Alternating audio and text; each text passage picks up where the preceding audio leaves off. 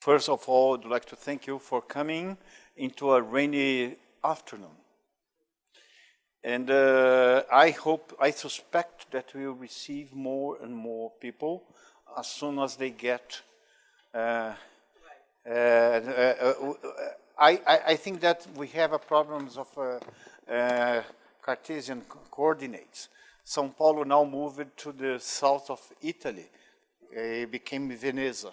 And then after this, after the traffic allows, we'll receive more people, but I think we have people seeing us at distance, and they may interact. The Institute of Advanced Studies is very proud of hosting such event here. The Institute has the tradition of, so is advanced. So we have the obligation of talking about advanced marks of science, science in all aspects, biological, mathematical, the area of, let's say, the natural sciences as well as biological sciences. And we can also have some facilities of communication. So we can edit those presentations to present short aspects, inviting people to share the knowledge here presented. And so we are talking about, we are in the edge of an enormous change in medical treatment. And I think we have to, and for those that are not here, the Institute is an incubator, is a spin-off of new ideas and new developments. So we don't want to be trapped in the university bureaucracy. We have not a single permanent tenure position. We are all mobile, so all transitory. And this also provides peace and avoids the emergence of allergies, academic allergies, and hypersensitivities amongst the members. And we are gifted by having the presence of two important people that are in this boundaries between science and transformation this into immediate benefits or prospective benefits. The first is Dr. Geoff McKay. So from AVROBio, I said. So I am in a good day today. It's not as usual. My IQ is somehow low. Indeed, I was here because the institute was too far advanced. I came here to restrain the development of this institute. Please, come here. And Dr. Matthew Kane from Precision Bioscience. Please take your seat. Professor Silvano Raya I received a message, is renting a gondola in order, and you'll arrive here singing Italian songs. You'll be quite romantic. Glaucius, can you sit here and take care of the business? Mariana, are you coming here? Fábio Barros will Fábio Barros. give an introduction. Fábio, please conduct. You are from EMS, isn't it? So, thank you for bringing those people here. And just to know you, this is not an Institute of Hard Sciences, it's an incubator. We are approached by EMS, National Academy of Medicine, and Dr. Silvano Raya, and Mariana and other people involved in this story, to discuss the humanistic aspects of these new technologies. I was referring this, we are living in a very difficult world. Imagine you are in autonomous vehicle. You are going to a road, and there is an accident is inescapable. Who will you catch with the car? A child, an ancient people, or an old people, or a dog.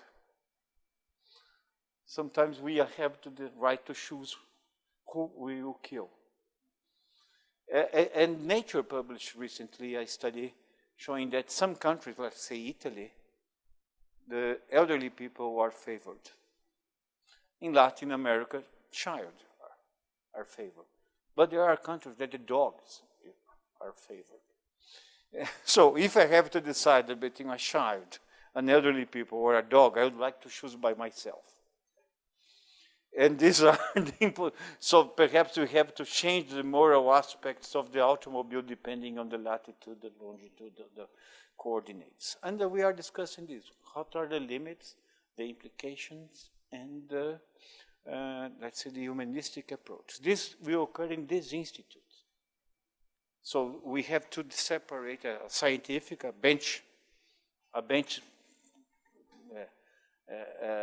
laboratory set of experiments, and also, but the humanistic aspects will be discussed here. So you are mostly welcome, and thank you for coming.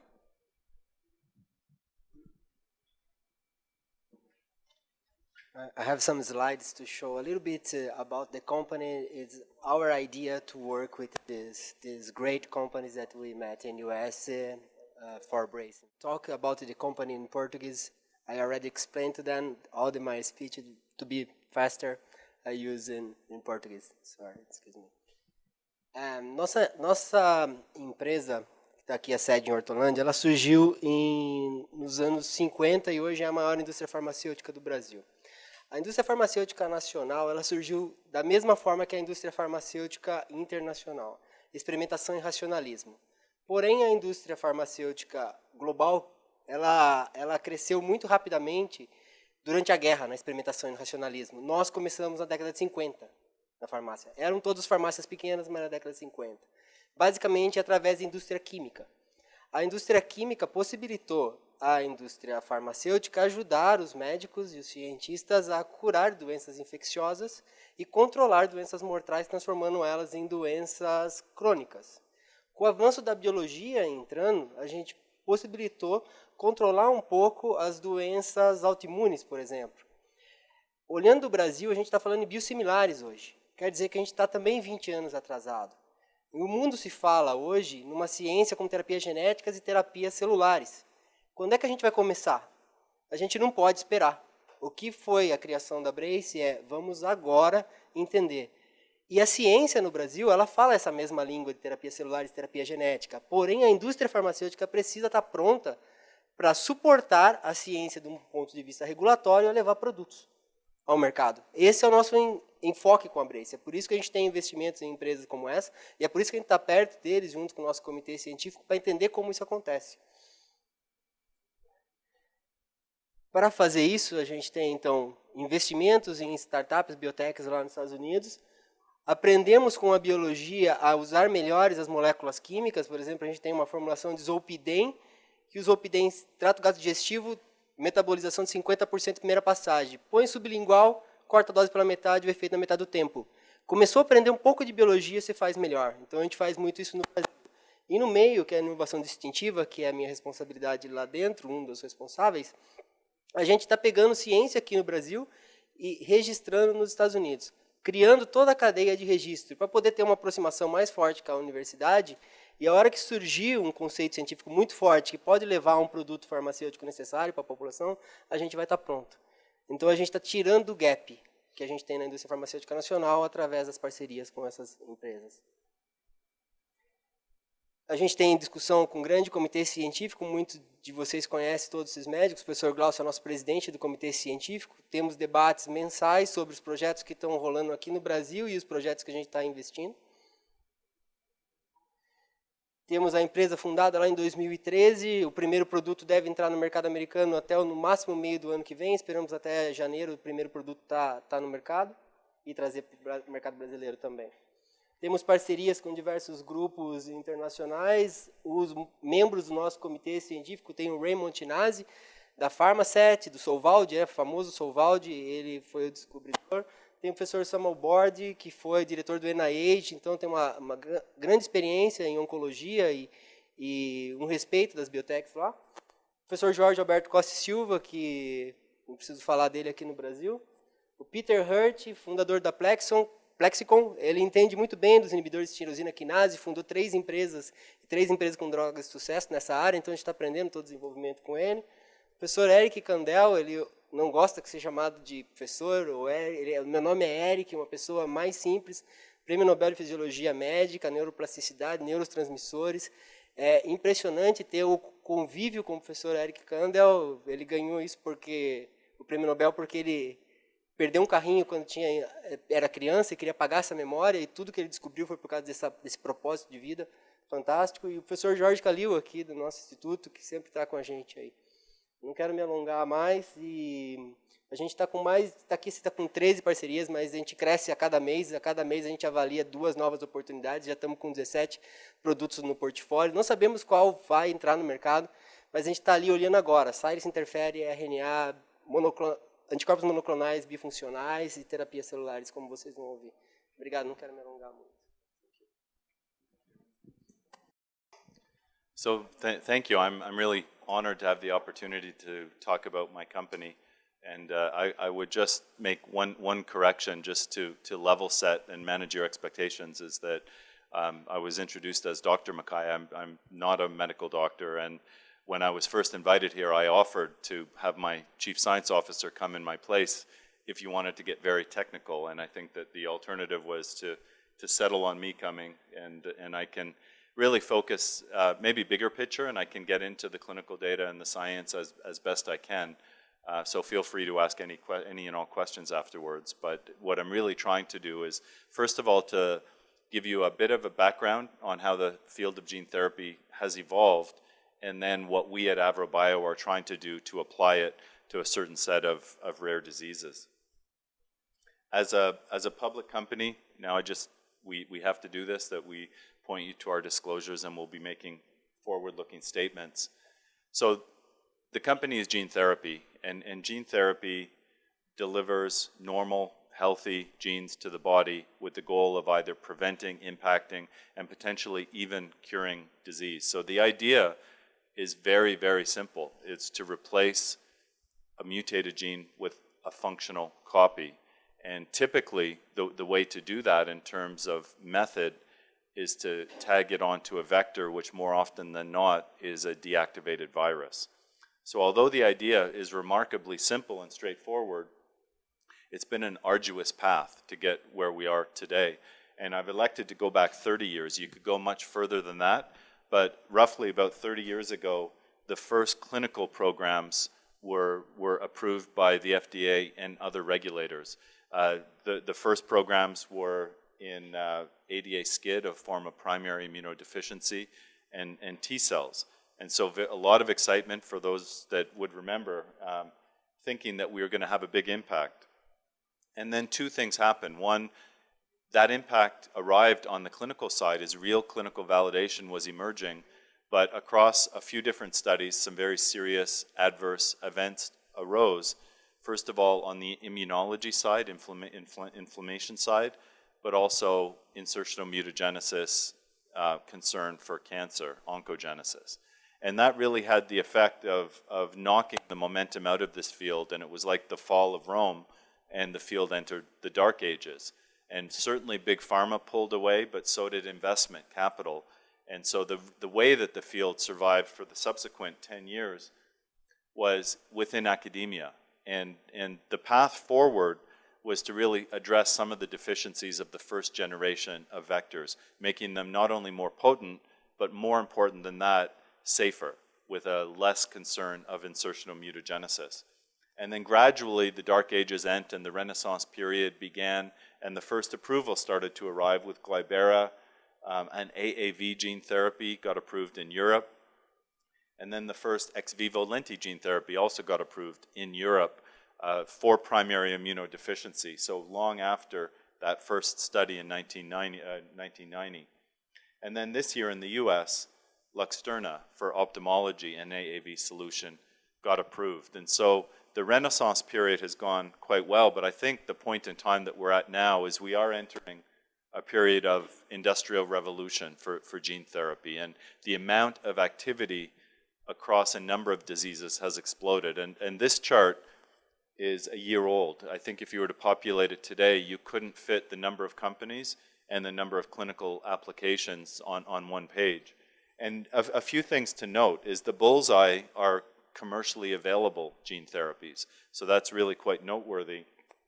But the other thing to call out is the amount of therapeutic applications, whether it's hematology, dermatology, metabolic, neurology, ophthalmology, oncology, really from head to toe, the indications are just creative and remarkable. And one statistic that really struck me that I heard this year is if you go in clinicaltrials.gov in the US FDA, the number of active gene therapy projects now exceeds monoclonal antibodies. So the implication, and if you look at the clinical results, they're holding, but if you take a conservative measure and just apply the same attrition rate that you do to small molecule and protein, you know, if you assume that maybe only a third of these will make it to market, the implication is that the healthcare system is about to be radically transformed, because it means that hundreds of these gene therapies are going to be reaching the market in the 10-year period across more diseases than we have time to mention. And so it is a very, very exciting time for the field, and it's also a global phenomena. It's of course a little bit skewed towards the US and Europe, but this is from an advocacy group, the Alliance of Regenerative Medicine, that just tracks cell and gene therapy companies. So there's activity right across the world, and as with many things, China is now, you know, starting slow and catching up very, very fast. To orient a little bit, it's an overstatement to say that there are two types of gene therapy, but the two predominant approaches are AAV, which is in vivo within the patient, and lentiviral, which is ex vivo, where you take the cells from the patient, modify them, and then put them back. They both have their pros and cons, and in my opinion, and it's just my opinion, others would disagree certainly, but I think they both have a role if you find their sweet spot. And you know, they're being applied in many, many different areas, so the science will answer the question ultimately. But I think what is the sweet spot for AAV is for targeted disease, like liver-targeted disease, local CNS, ophthalmology. It's had some very, very exciting results. And the role for lenti tends to be for that broad systemic distribution for the life of the patient, because lenti integrates. And so really both have these potential roles, and both have drawbacks. AAV gene therapy, for example, a significant number of patients may be excluded for pre-existing antibodies, and that could be 20% of patients, could be 30%, but it's not, it's material. And the other thing is that treating pediatrics, there could be a washout as the liver grows because the gene therapy doesn't integrate.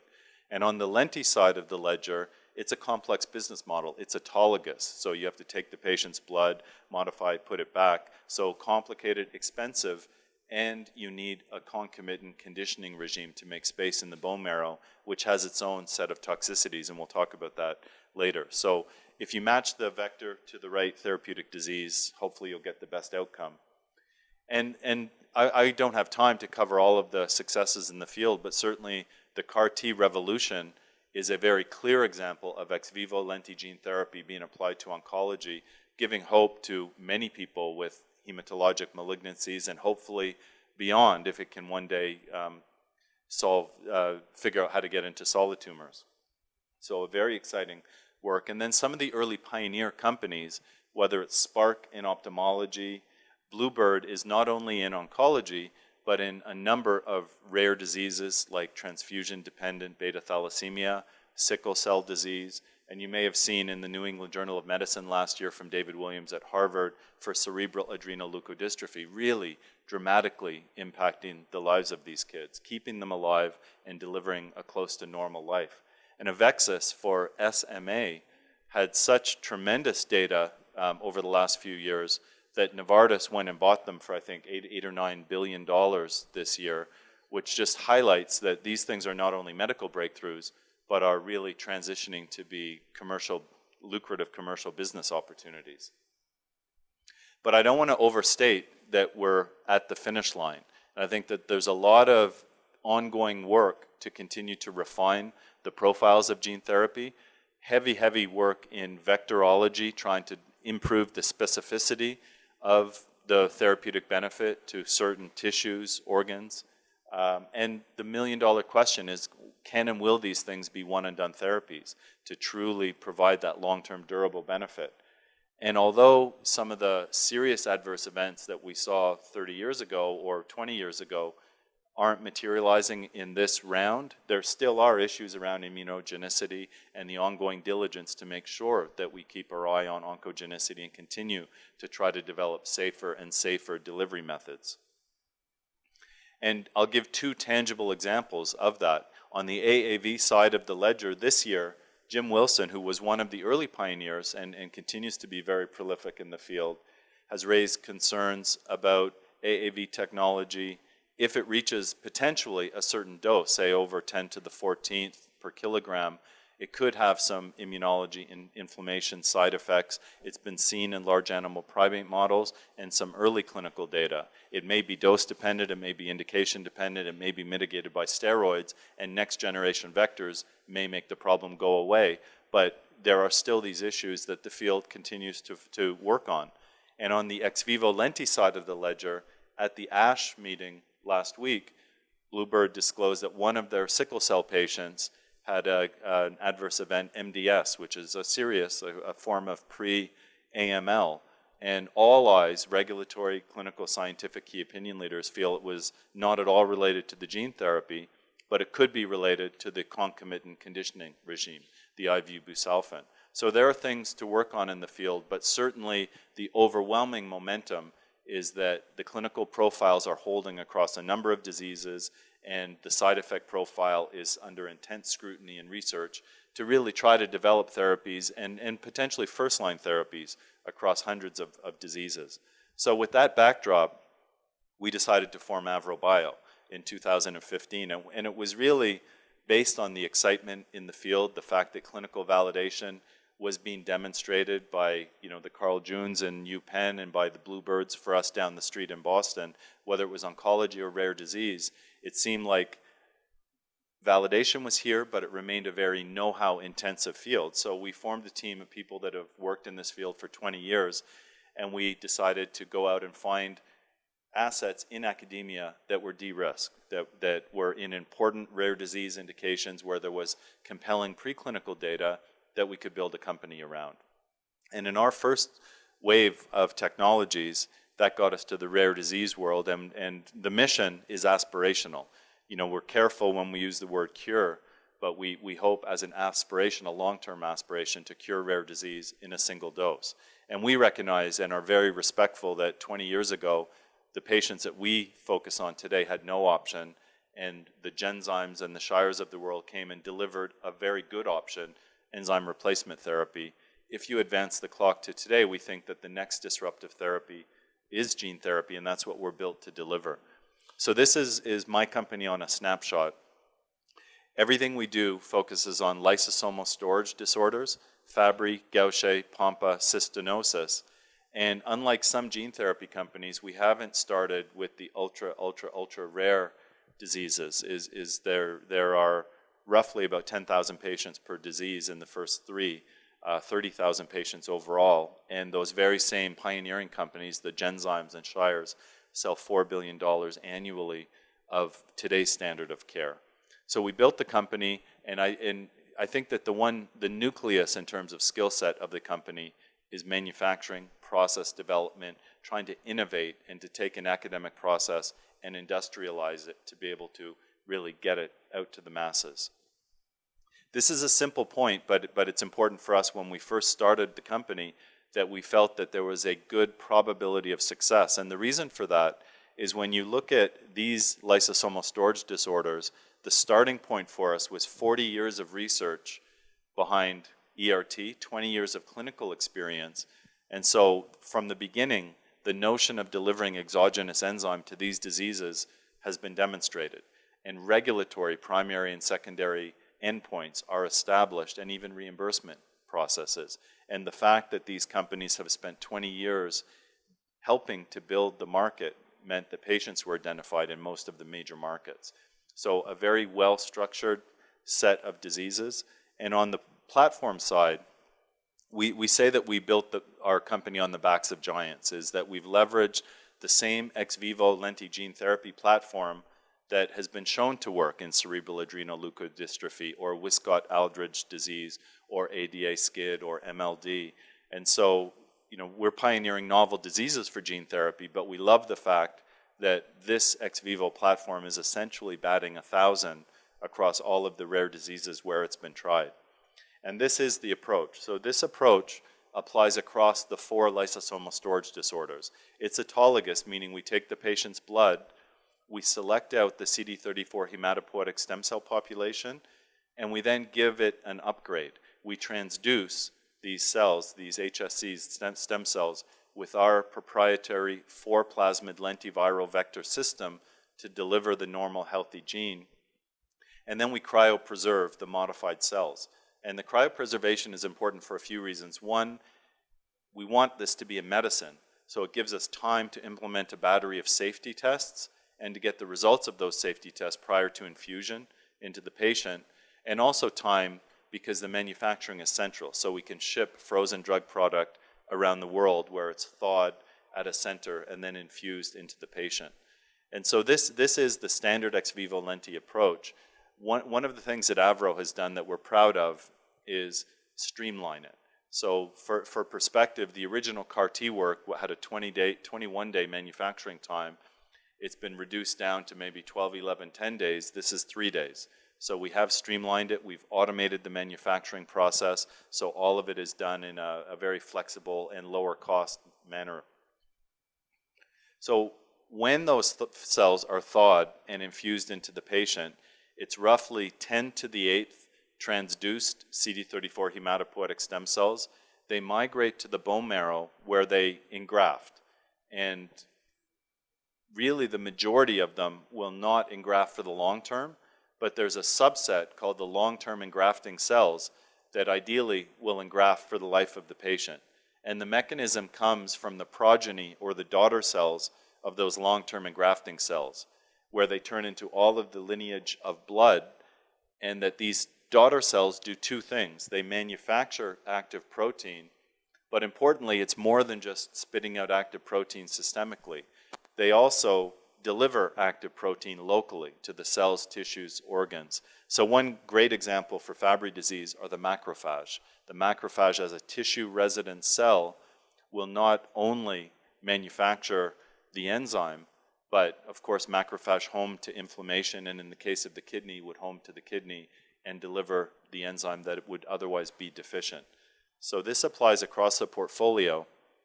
And the reason that we think lysosomal storage disorders are a good target for gene therapy is expressed here by today's standard of care. So each of these spikes is meant to denote a patient visiting an infusion center every 2 weeks, getting a 1 to 2 hour infusion for life, for the life of the patient. And so right away the mind goes to the compliance, the quality of life, the cost, but that's not the real benefit. That's like a secondary benefit. The real benefit to us centers around pharmacokinetics.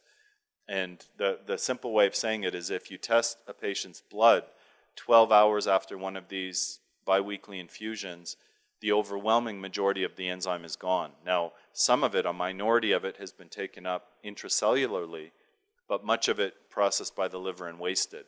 And our belief, and this applies across the portfolio, is if you could deliver 24/7 expression of enzyme through the body, you would hopefully have a chance at halting disease progression instead of just slowing it down. And so that is what we hope to achieve. I'll cover Gaucher-Pompe and cystinosis more quickly after Fabry, but Fabry we're in the clinic, and so we have a little bit more to share, and I'm very happy to be able to share some of our early clinical data. So I think most people know Fabry disease. It's a very well-studied, well-understood monogenic disease. The enzyme that's deficient is alpha-galactosidase A. The substrate is GB3. clinicians often focus on the kidney impact, the cardiac impact, but patients have a lot of issues just getting through the day. So there's tremendous GI issues, peripheral pain, a fear of stroke. So even on today's ERT, life is cut short, and the life that these patients lead is impacted on a daily basis by the disease. There's about 10,000 patients in the world, and the Shires and Genzyme sell $1.4 billion of today's standard of care. So we do think that it's a good target for gene therapy. And to jump right to our phase 1 trial that is running right now, these are the first 2 patients. We've dosed 4, and we'll be sharing more broad results in February, but I can give you an early glimpse of the first 2 patients. So to help orient you, the y-axis are the patient's plasma alpha-gal A blood levels, and the definition of classic male Fabry would be between 0 and 1. So focusing on patient 1, which is out 18 months, you see that the blood levels, and maybe just to add some detail here or some color, this is a 48-year-old classic male Fabry patient. So for 48 years, was not completely null, but essentially couldn't express the enzyme alpha-gal A at all. And with a one-time infusion of gene therapy, he got up to what would be considered normal levels of alpha-gal A and has gone out 18 months. Now, there's a few things that jump out. Is one, the absolute level is very, very robust, but you do see a decline. And we interpret that as something to be expected in ex vivo gene therapy, because for the first period of time, you're infusing all of these stem cells, only a minority of which are true hematopoietic stem cells. And so you're getting the benefit of these short-term engrafting cells, and over time they wean away, and the effect is exclusively from the long-term engrafting cells. So we still have more to demonstrate, the most important of which is where will this patient plateau? And the hope is that a plateau will be reached that is therapeutically relevant for the life of the patient. I would call out that some of the original ex vivo gene therapies are now out 10, 15 years. And for example, in the ADA SCID population, they're having children of their own with that long-term durability. So our belief is that if these long-term engrafting cells truly engraft, you can and should expect that long-term benefit. But of course, we still have to demonstrate that. And then we dosed a phase 2 patient recently in Australia in June. So this is early data, just going out 84 days. But this is a different population. These are ERT naive patients. And so we were interested to see, the first was ERT switch and the second ERT naive. And yet in both we're seeing very robust enzyme levels. So we're encouraged. So the age of going back to the phase 1 trial, the first patient was 48 years old, the second patient was 38 years old, and this patient in the phase 1 was 21 years old. You may be wondering why they're ERT naive. It's a disease that sometimes gets diagnosed late. You go through a diagnosis odyssey for sometimes as much as 10 years, and then some markets only initiate ERT when the symptoms are higher. So, for the ERT naive population, we do have a backlog of patients that are in that late teens, early 20s. So I should highlight that an important part of this story, I can't show you yet. In February, we will be disclosing our substrate data, because really to benefit these patients, you want to show enzyme up, and as a result of enzyme up, substrate down, GB3, but we're yet to disclose that. An important component when thinking of the value proposition of this type of gene therapy for a Fabry disease population is the concomitant conditioning regime. And for us, at least at this stage, we're using 100 milligrams per meter squared of malphalin, and that is an exceptionally low dose. It's about half the dose of the multiple myeloma population, which are old, sick, fragile patients. And so the idea was to start with a very well-tolerated dose and try to balance patient tolerability with the need to create space, with the need to open up the bone marrow a little bit, because what is required is to provide a home for these new infused cells. These modified cells are infused, and they need to engraft in the bone marrow And if you don't create enough space, they won't engraft and you won't get that long-term durability. So here, whether it's neutrophils or platelets, you see a very low nadir, which is what we were hoping for, and then a rapid recovery. We don't know if we've got this balance right. We, in fact, continue to fine-tune the conditioning, and the focus is delivering long-term engraftment, but really focused on the tolerability of the regimen for the patient at the same time. So this the Fabry, just to close with Fabry, is we're running a phase 1 program and a global phase 2 program concurrently. So we will exit this year with 6 patients dosed, with both trials competitively enrolling through 2019. So it's very exciting for us. The work began 15 years ago, and now we're at the point of getting this steady stream of blood draws and clinical data. And so hopefully we'll continue to learn very quickly about the profile of this gene therapy for an important patient population. Gaucher disease I can cover more quickly. Certainly if you know Fabry, you know Gaucher. Rather than kidney cardiac, it tends to be liver, spleen, bone, but roughly the same size market, the same revenue amount, and very analogous diseases. I include this because often there's a perception that Fabry is more serious than Gaucher and Pompe more serious than both of them. So is gene therapy really warranted for Gaucher disease? And we believe the answer is yes, if you can balance safety and efficacy. And the reason we believe that is looking at 10-year data of patients on ERT, about 60% of them have some type of clinical manifestation going out 4 years. And you can see whether it's thrombocytopenia, splenomegaly, bone pain, that on today's standard of care, there remains challenges. And so we do think that there is an opportunity for a one-and-done gene therapy in this field. So this is preclinical data, Gaucher disease mouse model. And based on this data, we recently got approval to start our clinical programs. And so we will be dosing in 2019 our first patient for Gaucher disease. But the mouse model really had to show enzyme up on the left across organ type in the gene therapy arm, and as a result of enzyme up, substrate down. So very, very straightforward and very compelling results. Importantly, also in the same Gaucher disease mouse model, we're able to impact the key clinical manifestation, splenomegaly, where there was actually a reversal of splenomegaly in these mice. So very clean, very compelling preclinical data, and we're now poised to enter the clinic. And so I won't get into the methodology of the study, but just to say that if you look at the endpoints, hemoglobin, platelet count, liver volume, spleen volume, all of the drugs that have been approved so far in this field have used one of those or a composite of those as their primary endpoint. So this is a very well understood, well studied field, and it doesn't seem that the clinical approach is quite clear to us. So we're very excited to start this study shortly.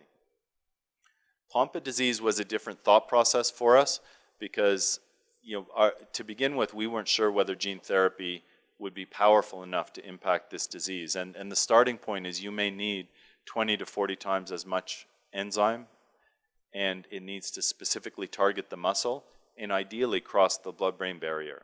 And so our feeling is whether it's AAV or ex vivo lenti, it may not be enough. The reason that we have enthusiastically gotten into this is that we saw effects of combining two technologies.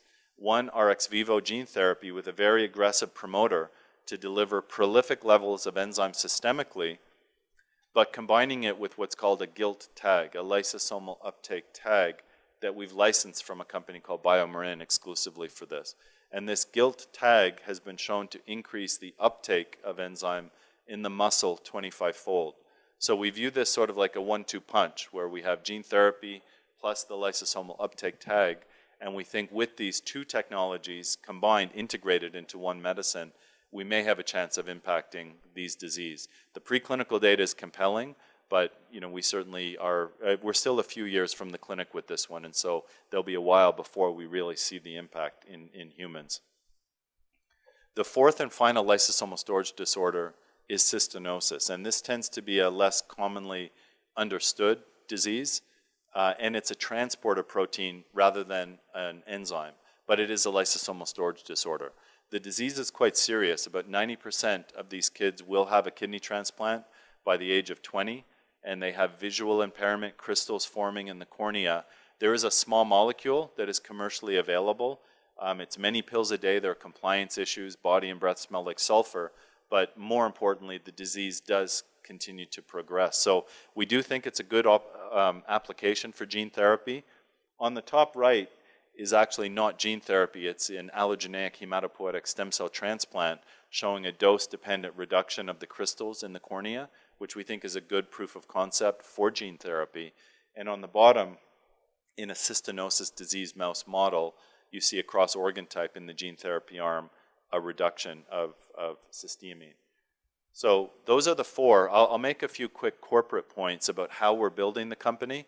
And from a clinical regulatory perspective, we really have three mantras. One is to start the programs as quickly as we can. Two is to recruit them as quickly as we can. And three is to get to the finish line.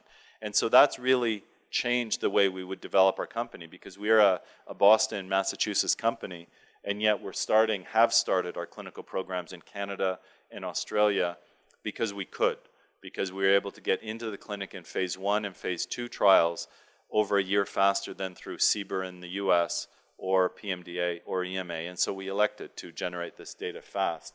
But then in rare disease, you go where the patients are. And one example of that in Gaucher disease, we're opening up a clinical site in Israel because one of the top key opinion leaders for Gaucher is there, and there's because of the Ashkenazi genetic connection, there's a plethora of patients that could benefit. And then the third point is specific to gene therapy, is that many countries have developed accelerated pathways in general, but specifically to gene therapy. And the US FDA have what's called a regenerative medicine advanced therapy designation, which is a potential expedited path to market. And Japan have a conditional approval for cell and gene therapy.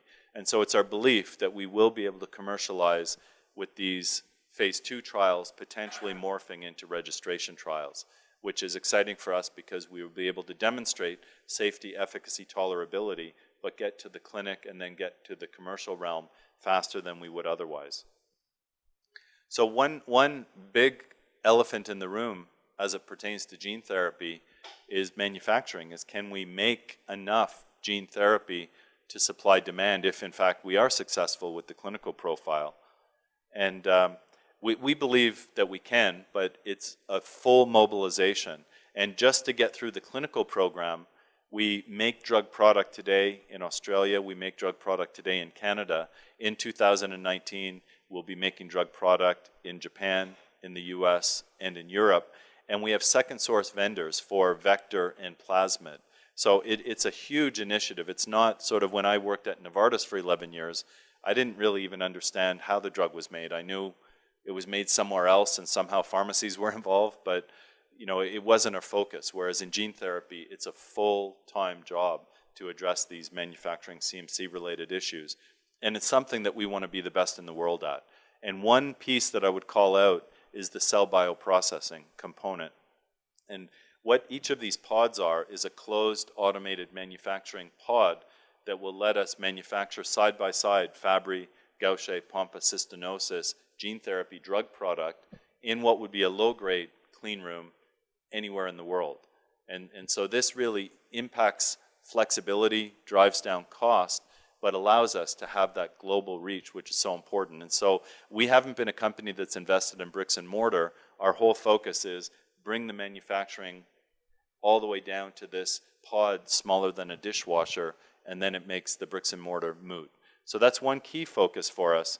But the other issue applies not just to Avro, but to all ex vivo lenti gene therapy companies. And going back to the pioneers in Italy at Molmed, or in London at Great Ormond Street, or GSK or Bluebird, everyone followed the same path where they entered the clinic with what I would say is a non-optimized process with modified cells that have a low vector copy number and an inefficient transduction efficiency, so less potent cells without the conditioning being optimized, so not necessarily creating enough space in the bone marrow compartment. And many of them failed. They stepped back, optimized these very parameters, and now have gone on to the breakthrough results that I referenced earlier across a number of diseases. And what's important for Avro is that's been demonstrated again and again and again, and so we are following that same playbook of doubling our vector copy number, improving our transduction efficiency, so more potent cells on the front end, but importantly, or equally importantly, creating the right amount of space in the bone marrow niche to give these cells a chance to engraft and deliver that long-term durable response. And to put it into layman's terms, what's exciting about running an ex vivo gene therapy company is that there's a finite number of variables that you have to get right, and when you get them right, it's led to long-term engraftment every time. And it's the ones I just mentioned. If you can get your vector copy number right, your transduction efficiency, your cell dose, and your conditioning, really the field is showing transformative efficacy. And so we are focusing on that, and one key component is upgrading our vector. We started with a similar vector that many did. You know, I mean, they all are 1 degree of separation from each other, and they all tended to originate at NIH, and before that in France and Italy. And they're good for proof of concept, and the data, the clinical data that I showed you, was with our first generation vector. But in red is our upgrade, our new state-of-the-art 2018 or 2019 vector, which is just more potent across the board. Higher vector copy number, higher enzyme activity, and equally importantly, sensitive to multiplicity of infection. And the reason that's important is we can now tell our manufacturing team we want a drug product with a VCN of 2 or of 2.5, and they can manufacture to a spec. So it becomes something that you can reproduce. So a simple point, a commercial point needs to be said, because I mentioned manufacturing as an elephant in the room. The other elephant in the room is what are these things going to cost and who's going to pay for them? And you know, for us, we don't know the answer to that. But what we do feel is that we've targeted disease where today's standard of care is backbreaking. And there's an Erasmus publication for Fabry disease. So in Europe, the lifetime cost for a Fabry patient is $14 million. It may be more in the US. So a very expensive disease. And the implication for us is if we hit our target product profile of a one and done, safe and effective gene therapy that is mutation independent, we believe we would merit first-line status, but also save the healthcare system millions of dollars per patient independent of how it's priced. And you may ask, how would we determine price? We don't really think it's going to be up to us. We think that our job is to show efficacy, safety, dramatic health economics, but we view ourselves as the second wave of gene therapy, and whether we like it or not, policy will be set by those first companies that I referenced, the Sparks, the Novartises, the Bluebirds of the world. And so there will be a framework. You know, our industry talks about value-based pricing. We want to get the value for the research that we've done. In this case, we don't think it's even value-based pricing, because we're not going to charge $13.5 and say you're going to save $500,000. It will really be a negotiation, and society is going to have to discuss what are these things worth and how are we going to value them. But at least from Avro's point of view, we're doing what we can do. We will show value, and we will show health economic benefit. So 2019 is going to be an exciting year for us. We are running 2 clinical programs right now in Fabry disease. We hope this time next year to be running 4 clinical programs with the Gaucher type 1 phase 1-2 program, dosing patients, and the cystinosis program, dosing patients. Pompe is still a bit deeper in development. So we will have that steady stream of data. And then along the bottom, we are also transitioning to what we call our optimized platform with higher vector copy number, more potent cells, and optimized conditioning. So that's us. We're excited about where we are. A few maybe historic from the time that we started the company in 2015 until today. We've raised $200 million to be able to finance the manufacturing and finance the clinical programs of the study. And there's about 50 employees. We're going up to about 80 or 90 employees in 2019. So we do think that we have the infrastructure and the fuel to be able to fund these early stage clinical programs and hopefully elucidate a profile that will benefit these patients. Thank you.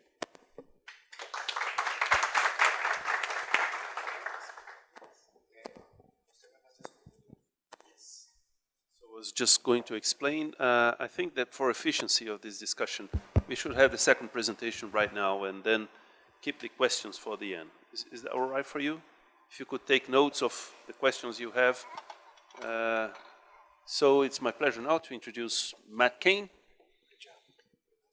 We're moving from Boston to North Carolina. So Matt is heading of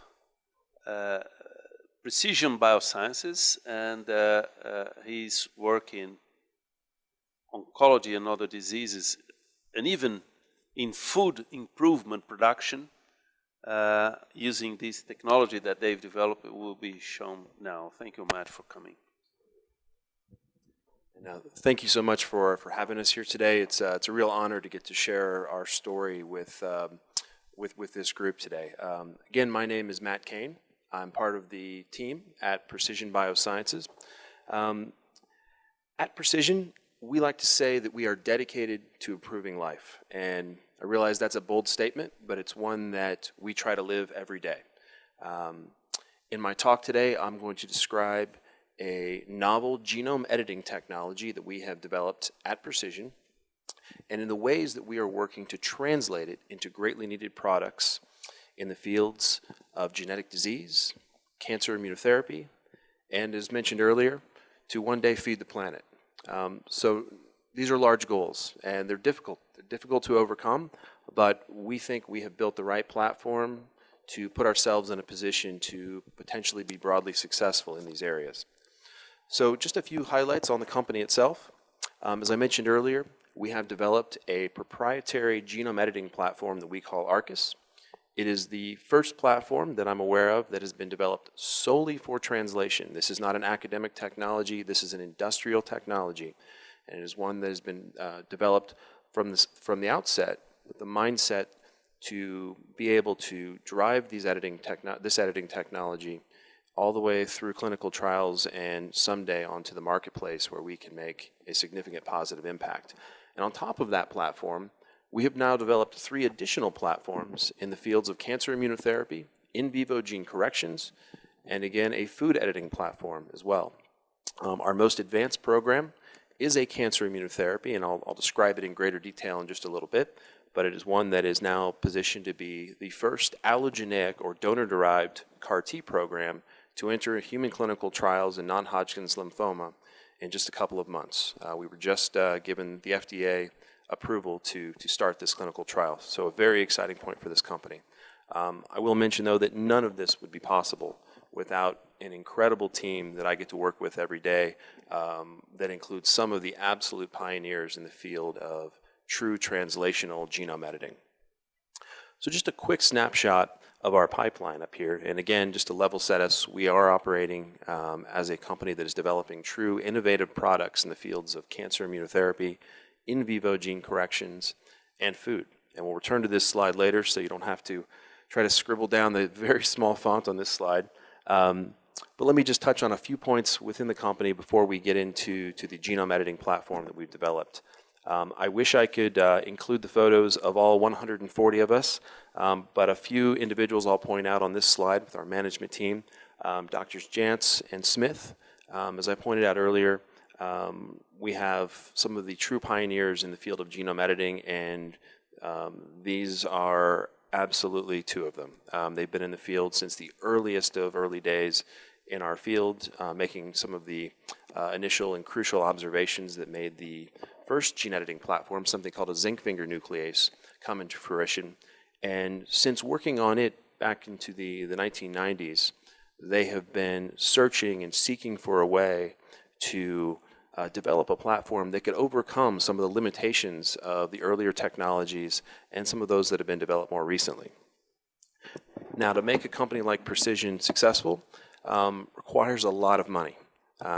We've been able to raise $270 million to date, and recently raised a $110 million Series B private financing with a long list of highly regarded investors, one of which, of course, is Brace Pharma Capital, and we've really appreciated their support over the last several months. Now, $270 million may sound like a lot of money, but we spend this very quickly, and we will likely require $1 billion or more in the best of scenarios before we're actually able to take one of our products into the marketplace. So I just want to level set everyone on that. These are expensive businesses. They require heavy amounts of capital, and that requires a team that is able to execute and actually come through on the promises of the technology to really prove and validate their capabilities.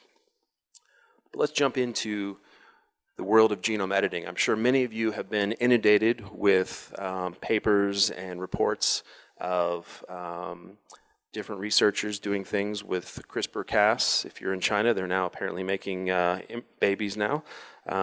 We do not do that, by the way, make that very clear. But these technologies, as I'm sure you've been made familiar with, allow us to do in a living organism or in a cell what we've become accustomed to doing with our Microsoft Word editing programs or whatever we do with the Mac or other computers. And they have the capabilities of course, knocking genes out, inserting DNA into an organism, or repairing a misspelling. What a lot of people don't realize is these technologies today are only really good at, or only very efficient at, knocking things out. And one of the things that we set out to do with Precision's technology, this thing we call ARCUS, was to have the full gamut of editing capabilities. So not only being able to knock things out, but also being able to very efficiently insert things into a genome and repair them to give us the broadest set of capabilities we could have within the genome editing space. And this is just a brief summary of what it is that we think we have developed with ARCUS, something that we think is the first truly translational or therapeutic grade genome editing platform. We started the company in 2006 with the objective of creating something that would reach, from our perspective, the requisite levels of safety, the ability to deliver, which is incredibly important, high levels of efficacy and control over the efficacy of the edit, and the ability, again, to have the broadest set of repair outcomes. And that's what we think we have with ARCUS. So how did we get there? We started with this thing called I-Crel. I-Crel is a homing endonuclease, and we like to think of it as nature's gene editing system. I-Crel actually evolved for function to edit in a large genome. It actually comes from, or it exists in a type of algae called Chlamydomonas reinhardtii. And its job in this algae is actually to scan along its genome and find a single site within this large genome, make a double-strand DNA break, and it doesn't just stop there. It then inserts a copy of DNA into that location, and then it turns itself off. The I-Crel that exists in algae today is completely inert. It's because it did its job eons ago, and it's now completely inert within its genome. So to us, it appeared to be an excellent starting material. So highly specific for its given target site. Importantly, and shown schematically on this slide with the red jagged line, is that instead of making a double-strand DNA, or a blunt double-strand DNA break, it makes a 3' 4 base pair overhang. And this is what stimulates, really potently stimulates homologous recombination, which allows I-Crel to very efficiently insert DNA into the break site, which of course allows us to do a lot more things with it. It's also very, very small. And as I pointed out earlier, delivery is one of the most challenging parameters, especially in the field of in vivo genome editing. So starting with a very small protein gives us a very large advantage in terms of being able to get this editing enzyme into the broadest array of cell types.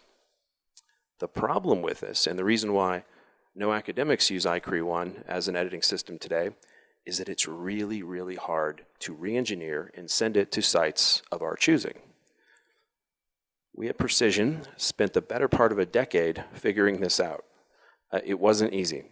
What I'm showing on this screen is the DNA binding surface of what is now an ARCUS nuclease, and you can see the different areas of the enzyme in which we are now able to make amino acid substitutions that impact the specificity of the enzyme, or the parts of the enzyme that direct it to a particular location in a genome, those that affect the affinity of the enzyme or its ability to off-target versus on-target, and finally, in blue, we have the amino acid substitutions that we've been able to develop that affect how efficiently this enzyme acts, because oftentimes we don't want 100% efficiency. We may want a very small amount of insertion or change to actually have a therapeutic benefit. Just a little bit on the process we use to make one of these enzymes. As I mentioned, very different from CRISPR-Cas. With a CRISPR, you can make dozens in an afternoon. With ARCUS, at a minimum, it's taking us at least 5 and oftentimes 7 weeks to make a first-generation nuclease. We use a combination of in silico design and a directed evolution approach that we've developed over the last 10 years. And that results in a first-generation nuclease. We then take it through an incredibly sensitive off-targeting assay that is completely unbiased, and then take it through a round of deep sequencing to confirm whether or not potential off-targets actually exist. When we find them, and we always find them in the first generation, we then make additional mutations into this enzyme and continue this process until we can no longer find off-target mutations, and this becomes our clinical candidate. This process often takes up to 6 months. Let me give you an example of one. On the left-hand side of the screen is the wild type or natural I-Crel Endonuclease. And we've indicated on this slide a number of the different amino acids that we'll substitute to modify the enzyme.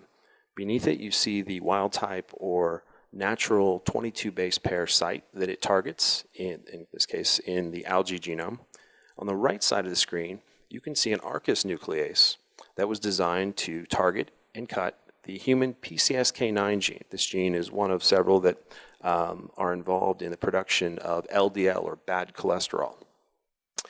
And you can see under the label the vast number of amino acid substitutions that were introduced in this first generation nuclease just so that it would target this completely novel site that you see on the right side of the screen. It is arguably the most complex protein engineering process used by anyone in industry today. In this case, it took us about 7 weeks to complete. But that wasn't good enough. We tested this enzyme in a non-human primate, and I'll share some data on that in just a little bit, and found that it would off-target, although it was very effective. So then we generated a second version of this nuclease by introducing some additional amino acid substitutions and found that we could significantly reduce the off-targeting, but that wasn't enough. And so we introduced some additional amino acid substitutions into a third generation of this nuclease until we got to a point where in non-human primates, these are real biopsies from non-human primates that were exposed to these nucleases, we can no longer detect any off-targeting with this nuclease while reclaiming very high levels of efficiency. So without question, I think the most impressive attempt at doing true in vivo genome editing from an on-target versus off-target perspective. And again, I'll share a little more data on this later in the talk.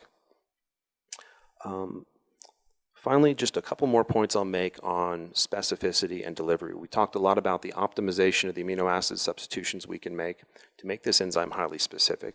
But the other and natural characteristic that we're able to take advantage of is the fact that unlike other commonly used editing systems today that are always, you think of always as being turned on, this enzyme actually turns itself off when it's not bound productively to the intended target site. There's actually a conformational change that occurs when it doesn't have productive binding, and so the cleaving portion of the enzyme can't actually interact with the DNA backbone. Again, the other characteristic that's very, very important for in vivo genome editing is delivery. And in the case of ARCUS, not only is it very small, about a quarter of the size of a CRISPR, but it's a single protein. So one thing is introduced in the cells. Multiple parts don't have to come together, which often reduces the efficiency of the edit itself. So in our mind, truly the first fully translationally focused editing platform. Since we are a company, intellectual property is quite important.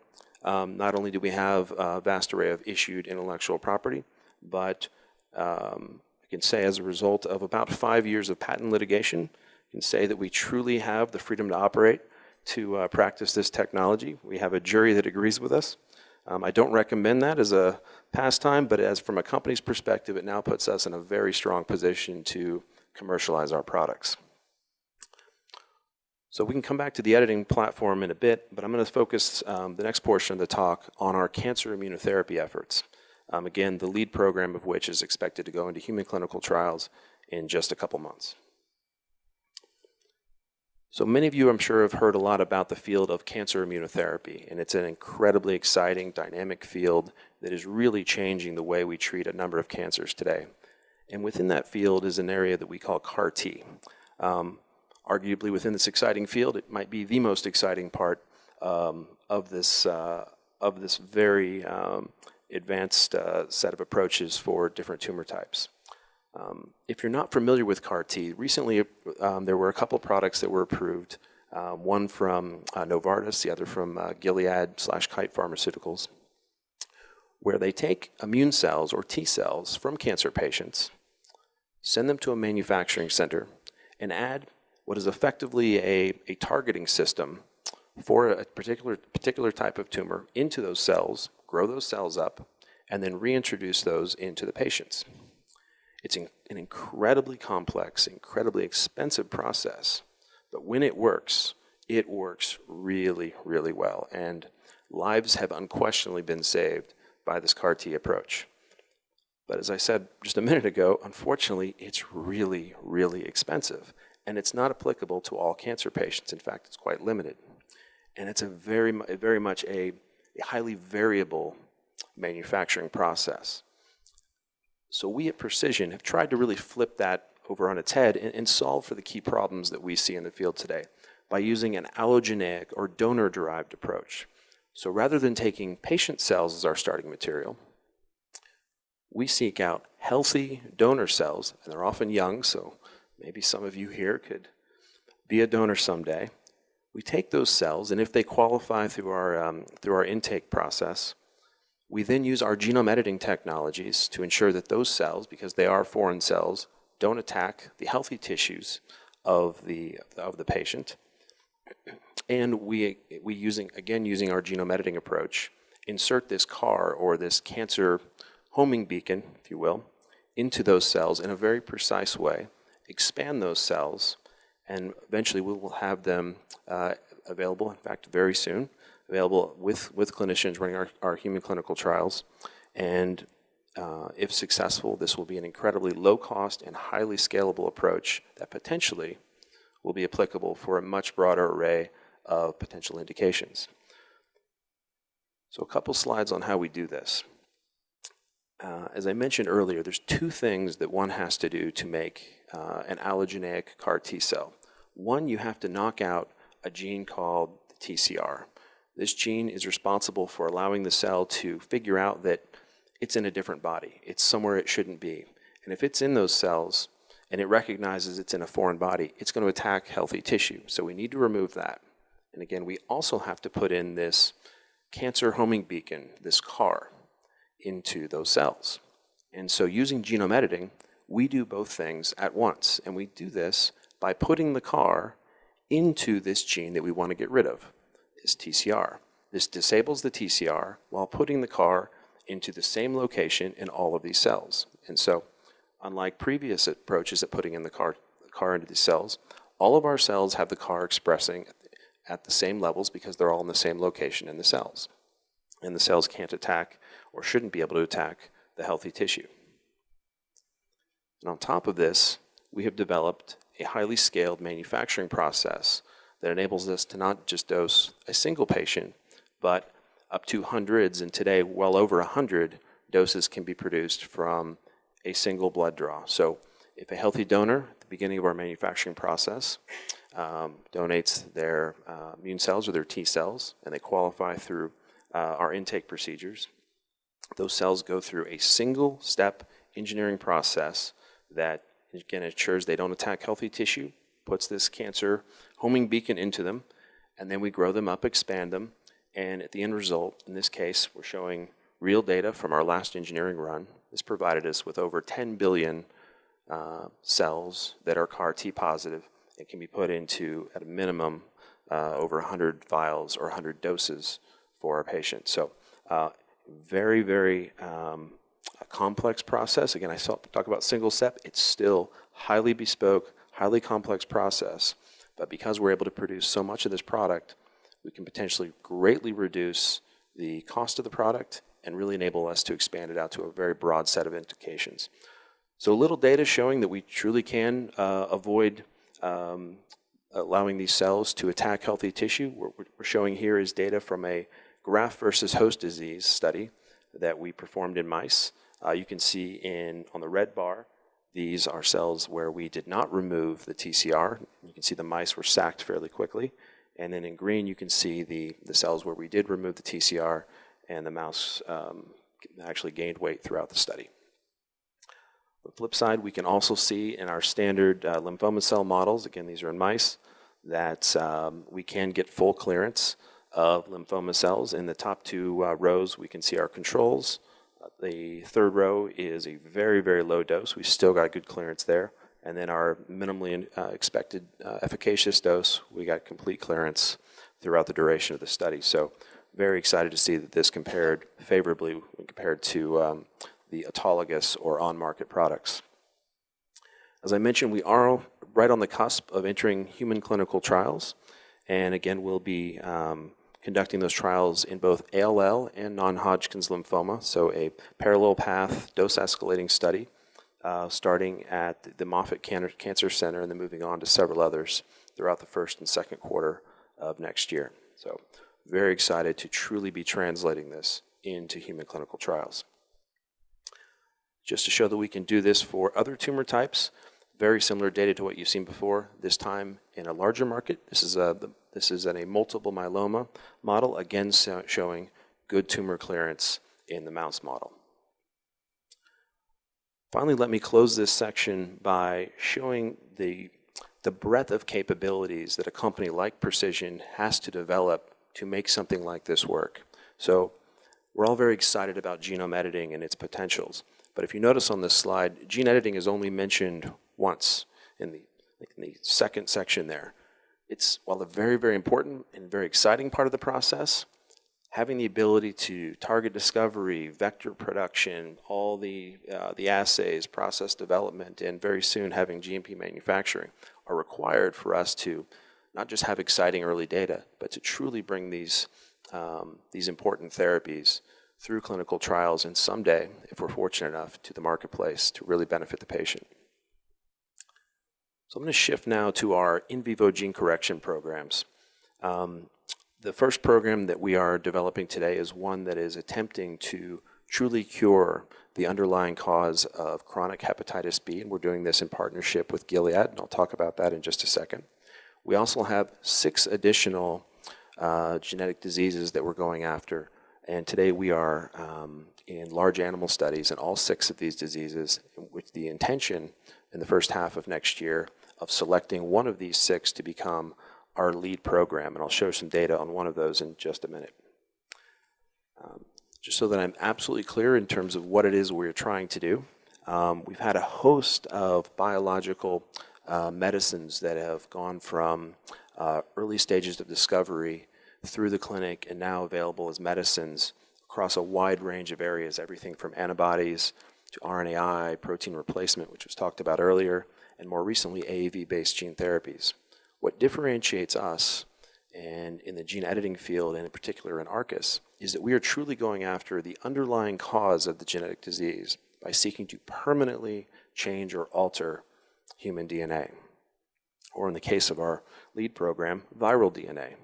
So with our lead hepatitis B program, what we're attempting to do is truly be able to cure the cause of chronic hepatitis B infections by going after the cccDNA that really makes up the reservoir of the virus itself, so that it can replicate and produce more of the virus. So you can come at it with all sorts of treatments that just tamps it down. It doesn't get rid of that tightly coiled cccDNA. So we've designed ARCUS nucleases that can very efficiently make double-strand DNA breaks in the viral genome, and now in primary infected human hepatocytes, we've been able to show that they very effectively clear the cccDNA and reduce viral antigens. We've been working on this program with Gilead for quite some time, and just this summer announced a worldwide partnership with Gilead to pursue this program through human clinical trials.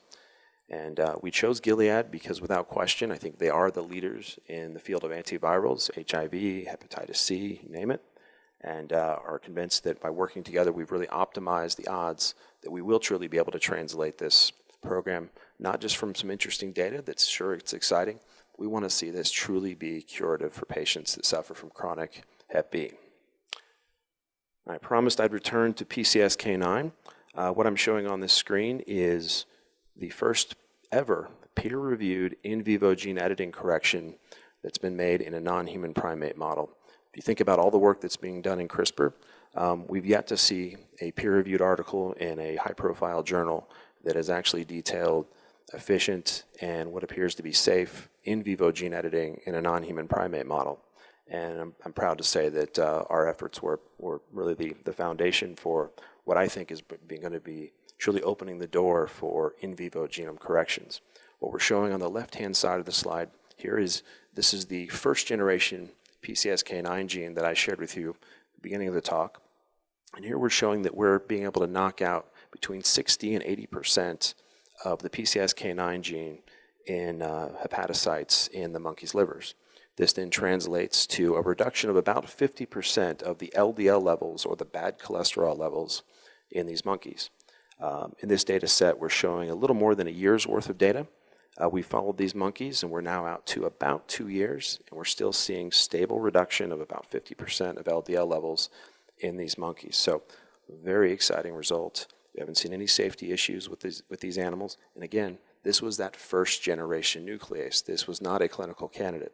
So, leaving us very optimistic that we can make a real impact with this technology in the field of in vivo gene corrections. So I'm going to wrap things up by touching just very briefly on our efforts in food, which arguably may be the area where we have the greatest impact.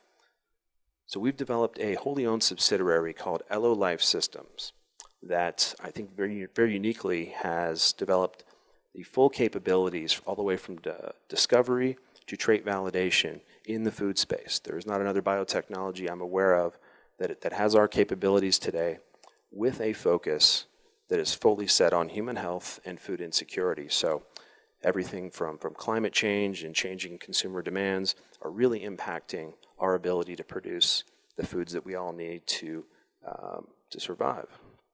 So we have developed a very partner-heavy model where we look to partner with leaders in the food space. And I have an example on the right side of this slide.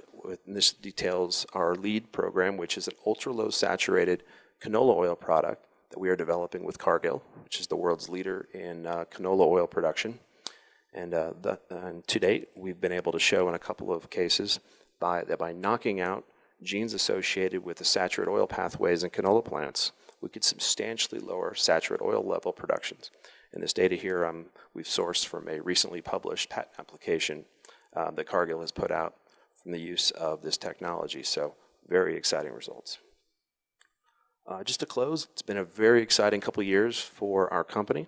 We are still early in our development, but I think both our ability to finance the company and to develop the requisite data to now move into human clinical trials, I think is really developing a foundation of translation that's going to carry us to success into the future. So in closing, we truly believe that we've developed the first truly translatable genome editing platform, and that's really, I think, bearing out in our 3 different market areas of cancer immunotherapy, in vivo gene corrections, and food.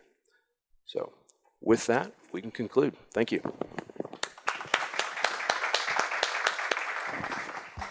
Very nice, thank you. So I think we have good time for questions now, at least half an hour. Maybe we need some support here for... Eu queria fazer a minha pergunta em português, Ok. para ter certeza que eu também me expresse, e depois até você pode traduzir. Não, você mesmo. Você tem Mas não sei se eu sou capaz, você vai ver. Eu tive... uma... So he will ask a question in Portuguese and I will translate for you, okay? É uma visão geral da apresentação.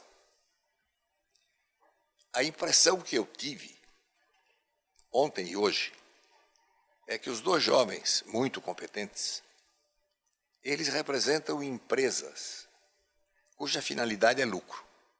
É uma metodologia nova, que eu quero sublinhar porque pode ser muito interessante. Diferente da nossa, que nós fomos criados, que nunca nos ocorreu isso. Imagine eu pensar que o meu transplante intervivos ia dar um resultado econômico. Agora eu vejo que eles, eu não sei se eles são pesquisadores de bancada, não consegui esclarecer isso. Eles podem ter sido em algum momento, porque eles conhecem bem a matéria. Mas o que eu quero chamar a atenção é uma nova mentalidade que se caracteriza por procurar mercado, a sua potencialidade, e aí encomendar a pesquisa à sua medida, que dá ótimos resultados, pelo que eu estou vendo. E falamos de números, para nós brasileiros, astronômicos. Então eu queria saber se isso é uma mentalidade geral, nos Estados Unidos e na Europa, ou se isso é característico desse grupo que aqui foi representado. Okay, so a question is more on the basis of the choice of business model that you've chosen. And if the target diseases are chosen based more on the potential market opportunities or the potential benefit to communities. I just wanted to, before the reply, mention that this is absolutely not new.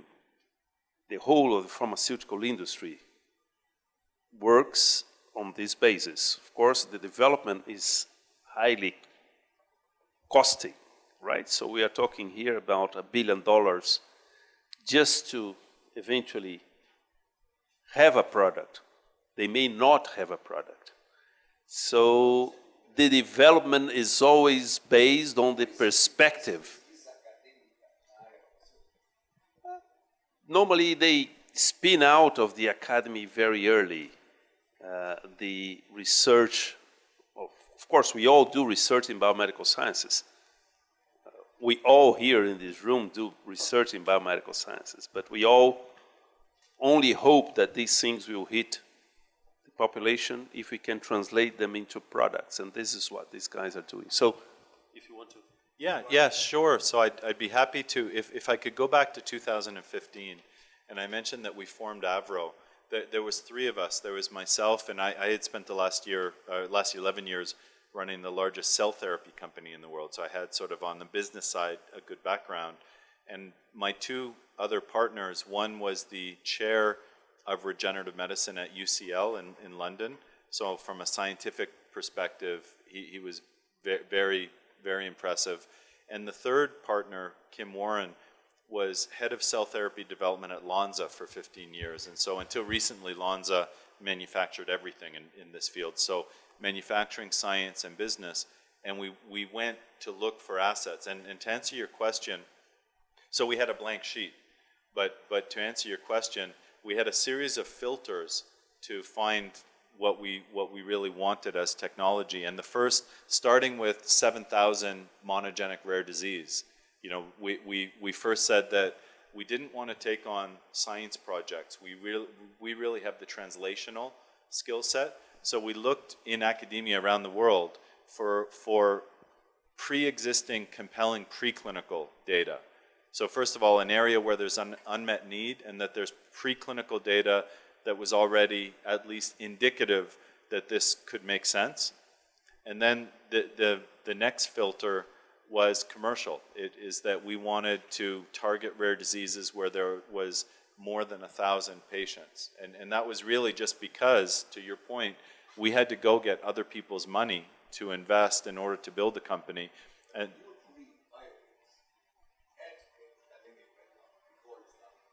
yeah, academic and industry. You know, I mean, I grew up in the Novartis organization. Chris was a chair of regenerative medicine at one of the top schools in the UK, and Kim also had an academic background and then industry. But I think after, you know, then I think these filters, we looked at, you know, hundreds of opportunities in academia. You know, we also wanted to target diseases where we believed that the ex vivo lenti approach lent itself well. Because if we felt that a different vector system or if a small molecule or if a protein would work, then these diseases didn't make sense to us. And so we turned over many rocks all over the world, and we found the Fabry asset in the Toronto teaching hospitals in Canada. And when you trace the lineage, they began at NIH under Roscoe Brady. One of his students went to Toronto and spent 15 more years developing. Another one of his students went to Lund, Sweden, and spent 15 years developing the Gaucher asset. We found them both. We found the cystinosis asset at UCSD in San Diego, and there was a lot of early work in Erasmus on the Pampa program. So we with these filters, we then found these assets and then reunited them under one company.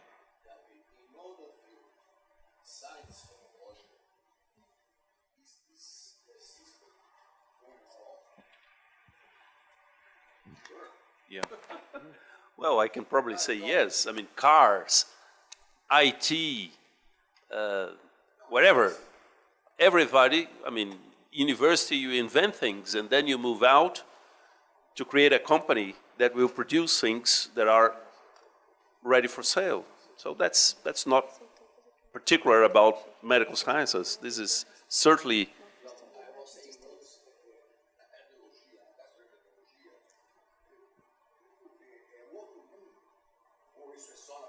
No, absolutely. Absolutely. In all techniques, I think. Medical devices, everything is based on this model, of course. Okay. So, any more questions? Yep. So, Mayana? Maybe you could use the mic because there are people online. You were both talking about gene therapy, but I didn't get what system are you using? Are you using CRISPR or ARCUS for your gene therapy? And another thing, I don't know if I understood correctly, but you said that you are working, that you can do this mutation independently. And we always learn that you have to target a specific mutations. So, did I understand correctly? Yes? Yeah, we have two.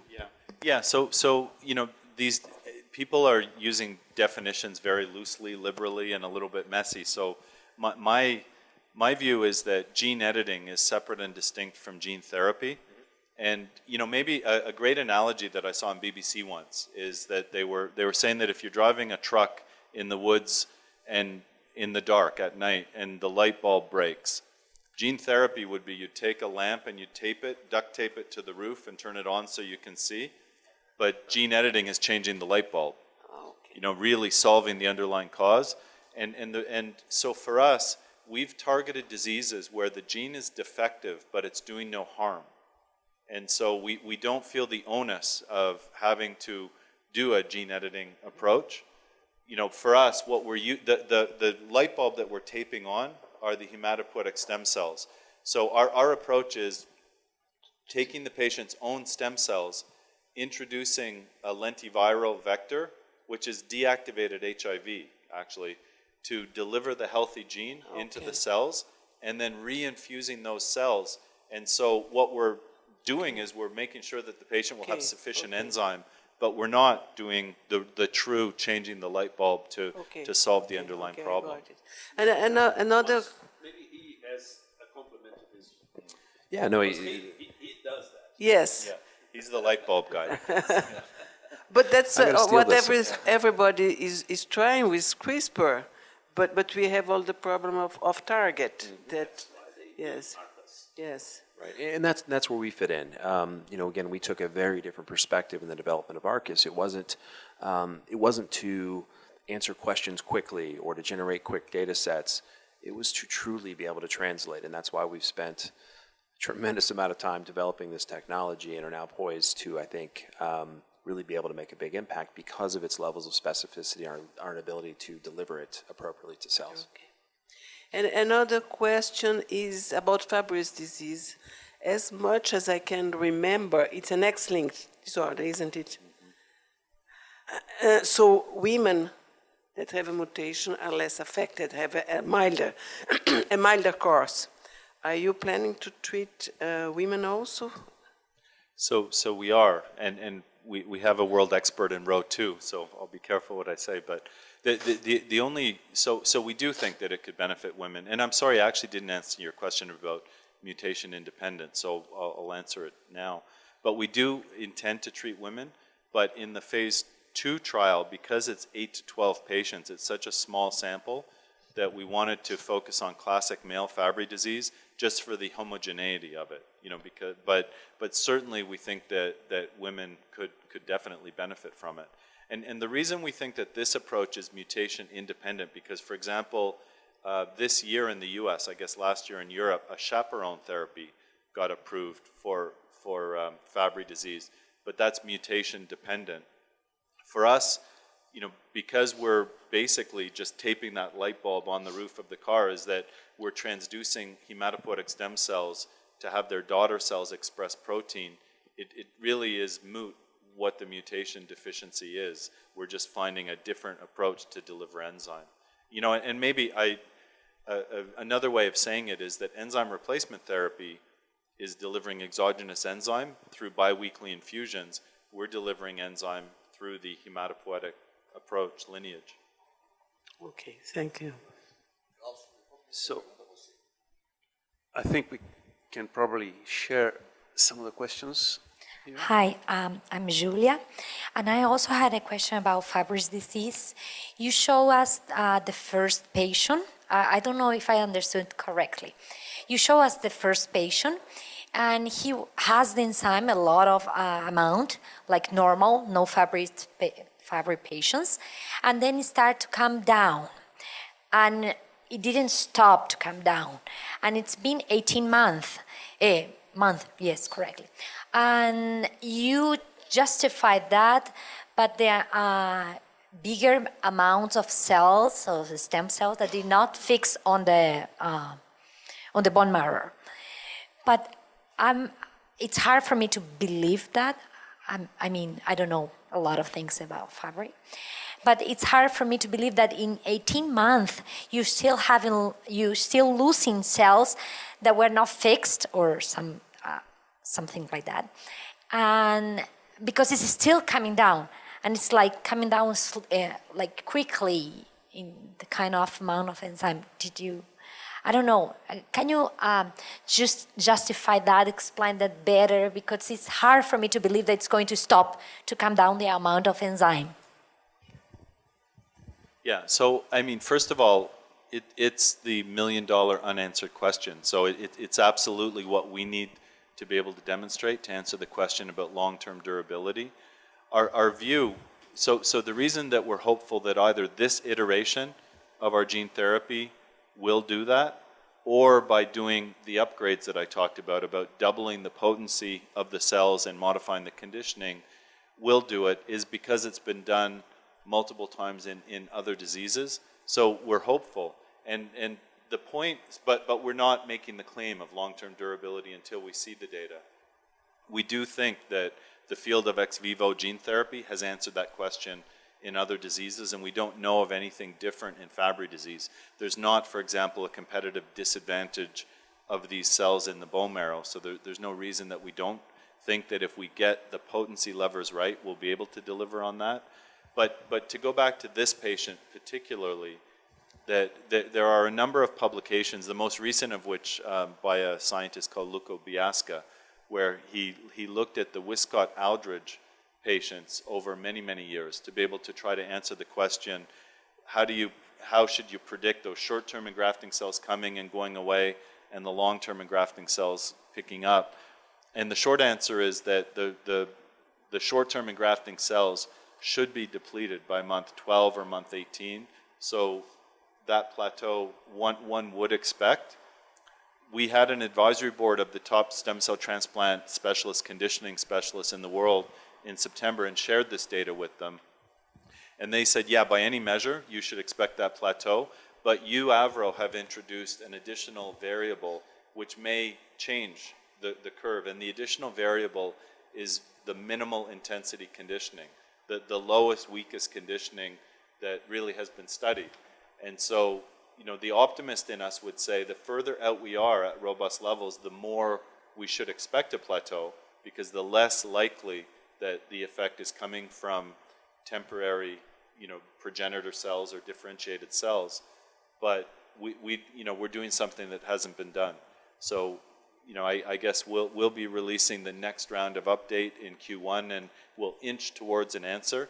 From I-Crel's perspective, though, it's either we've got it right this time, or we increase the potency and address the conditioning. Já, professor. Ana?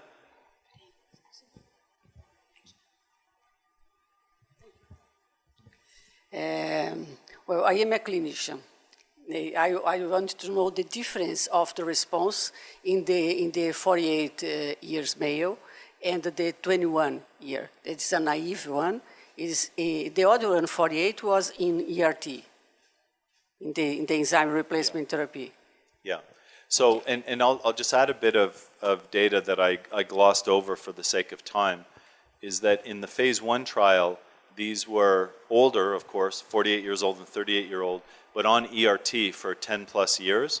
And the methodology was they were withdrawn from ERT 1 month prior to receiving the gene therapy, received the gene therapy, but 1 month post were put back on ERT because this is a safety trial and there was a safe, effective standard of care.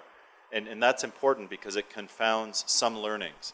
It's not very helpful for us to look at GB3 levels, for example, because the patient are receiving 2 therapies. So the GB3 levels are fine, but we can't attribute them to the gene therapy. But the reason we can show enzyme levels is because we take the enzyme levels at ERT trough when they're always gone, the ERT, because the half-life is so short. And so if you compare and with only 3 patients, there's tremendous variability and there's not a consistency of the curves yet. So in the first patient, you see this long drawn-out curve that's sinking. Phase 2, the second phase 1 patient is more what we would expect, with short-term engrafting cells going away quickly, and we would hope to see a plateau. And the phase 2 patient number 1, which was a 21-year-old ERT naive patient, didn't reach as high a peak and yet seems to have plateaued earlier, faster. So we're going to need more patients and we're going to need more data points to see the commonality. I'd also say that in this non-optimized process, there are other variables other than the patient. The transduction efficiency is different, and the vector copy number is going from, patient 1 was 0.7, patient 2 was 1.4. So as we optimize our process and we get more patients, there'll be, I think, more learnings. And as I mentioned, I think that we're also very anxious to be able to look at not just enzyme but substrate reduction in the very near term. Professor? Oh, sorry, there's one back there. No, sure. No, go for it. Hi, my name is Ernesto, and my question is, I have 2 questions actually. The first one is more broad question. Both platforms works with cutting edge technology, and this type of technology does not always, let's say, regulation does not always catch up with this type of developmental technology. So I would like to ask you about a little bit of your experience in this area about dealing with regulations and this gap between the development and the regulatory discussion. So this is my first question. Yeah. Yeah, and I can really only comment, primarily with our interactions with the U.S. FDA, and we have also had some interactions with the U.S. FDA with our food programs, and we have been exceedingly pleased with the speed at which the current U.S. FDA administration is attempting to understand and reshape regulations so that they are more appropriate for these technologies, especially in our case that have just very recently emerged.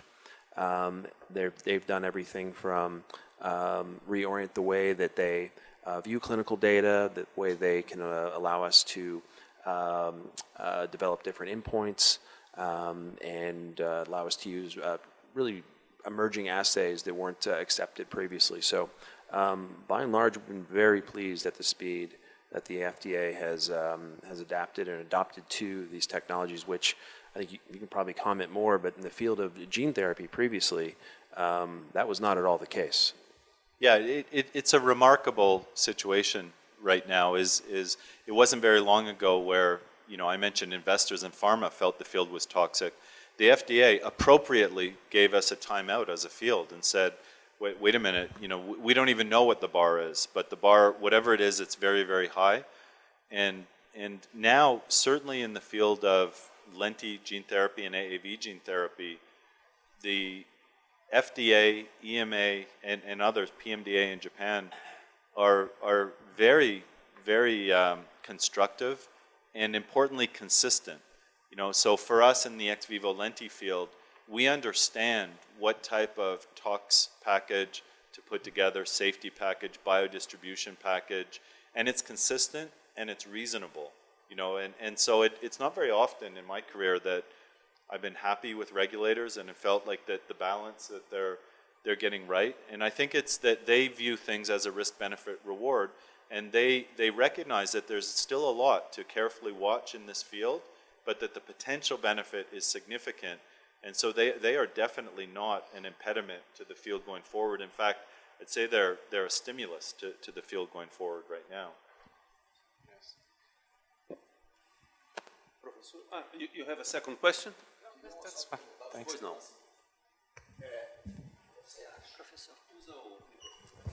Você acha que essa sistemática da pesquisa está vinculada a grandes empresas com grandes aportes financeiros nos afasta a nós, países em desenvolvimento, cada vez mais do topo da pesquisa?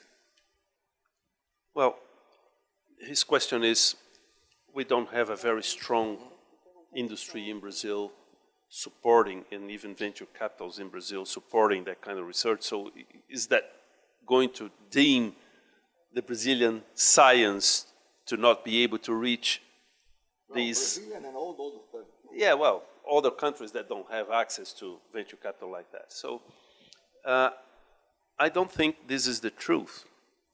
We just seen today on the news, including FAPESP's, that Butantan has just licensed to Merck Sharp and Dohme the vaccine, the dengue vaccine.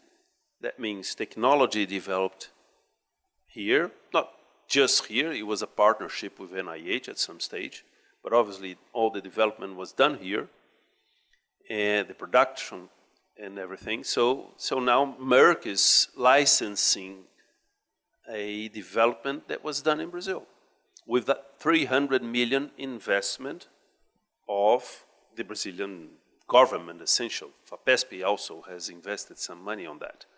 So what we are seeing here in a much larger scale is the fact that to have developments to reach the quality required for human applications, we will need more resources. And normally these resources only come from private funds. I mean, we can have funds, and I can say that having had the National Science Foundation here in Brazil, CNPq, for a while, we don't have funds to fund that kind of research. I mean, how much did you raise already?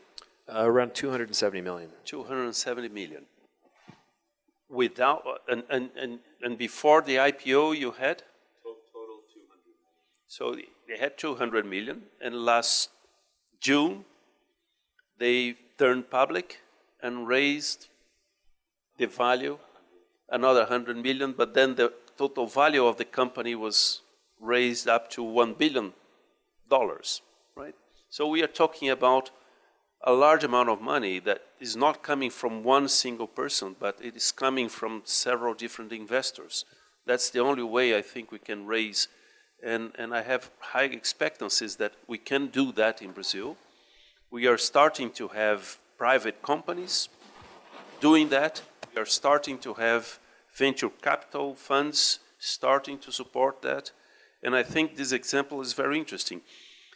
Jeff, you were just mentioning today what was the return that the University of Toronto, so he mentioned that the first fabric technology was picked from Toronto. So you had to make a deal with Toronto to license their technology. And with the IPO, they already have now a number. So can you tell us a little bit how this worked with Toronto, the University of Toronto? Yeah, because Toronto, Canada is a good analog where they do great science, but they don't really have that venture capital heritage or even sort of the entrepreneurial critical mass of skills, but they do great science. So the Fabry asset we licensed from the University of Toronto, and as the first asset, all we had were 3 guys that wanted to form a company. And so the idea was that we would partner with the University of Toronto, with the teaching hospitals, and so they got equity, they got a piece of our company to begin with, and then as we progress, milestone payments and royalties on future revenue. But now that we're a public company, 6 months after being a public company, they can sell their equity, and that day is next Monday, actually. So the Toronto teaching hospitals will start a process of selling their equity, and so they'll make many tens of millions of dollars on that. But that's just a piece of it, because if we're successful, then they get future milestones and future royalty. So it was great for us because we were able to start a company around their technology, and great for them because they will certainly benefit financially. And then also their technology moves forward because 15 years of research was great, but with the proper funding and resourcing and skills, they probably could have done it in half that time. And so it's a way to sort of say at some point to pass the baton, to focus on things that are maybe a bit more mundane, like process development and regulatory filings and so forth. Yeah, and maybe to add to that a little bit, I think, looking back, say 10 years ago, I think it was very true that if a venture capitalist was based in Boston, they would prefer to invest in Boston-based companies or New York and New York-based companies and the like. And even within the United States, in the region I'm at in North Carolina, those investors just wouldn't invest in companies in our part of the country. That's really changed. We've seen that, as you might have noticed with the list of investors I have, almost none of them are located anywhere near us. And now you're starting to see an additional shift towards even US-based and European-based investors looking globally. So they're looking for good ideas and good science. They really don't care where it comes from. Now, there may be challenges in terms of establishing and keeping a business within a country that doesn't have the established biotechnology infrastructure, but they're certainly willing to look, which is a big shift, and I think a positive shift for areas like Brazil. I think I have there's a question on the back there. I will ask my questions at the end. It's not fair if I use my position here to ask questions before. So, hello, my name is Rodrigo, and I work for Johnson & Johnson Innovation here in Brazil. And because we're talking about development and transforming a project in a product and making them available to patients, I'd like to ask Jeff from I-Crel, because I-Crel, if I'm not wrong, is one of the Johnson & Johnson Quickfire Challenge winners and in JLabs Toronto, right? Could you please just talk a little bit about the experience, if it was that meaningful for you? Where do you see the value of this kind of experience for us? And maybe you can inspire people here to apply. Yeah, so thank you. It was very meaningful, and just to add some color to it, is that when these 3 founders wanted to form the company, we approached the scientists in the Toronto teaching hospitals, but we didn't have anything other than the skill sets of the 3 of us. And the invitation to the Toronto teaching hospitals were, we have the skill sets to build a company, you have the great science, let's partner together and get it done. But we didn't have a place to hang our hat, we didn't have labs, and so as a first step, we were taking a term sheet to Atlas, which is one of the premier venture funds in Boston, but we also wanted to set up in Toronto, and J&J had J Labs that were set up in Toronto, and we could apply, and so there was like a contest where we went and pitched our company, and we were able to win space within J Labs, which became our office, and even to this day is our second office. Our center of gravity has shifted to Boston, Cambridge, but we still have a small office within the J Labs facility, which for us has been fantastic because we do manufacturing in Toronto and we run clinical trials in the hospitals right in that ecosystem, and we have a few employees there. So it was a great launching pad for us, and we would probably still be there. It's just that we've migrated most of the employees to Cambridge. right, so, yes, yeah.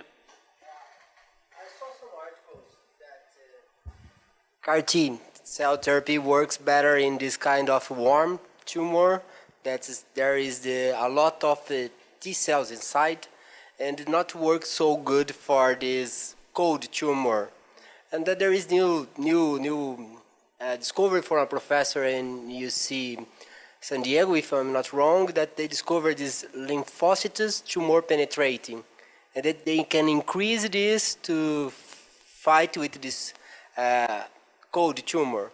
There is some gene editing for in this different kind of lymphocytes, tumor penetrating lymphocytes. Yeah, so I haven't followed that particular development, but you're absolutely right. There's a tremendous amount of innovation that's happening in the field of CAR T right now.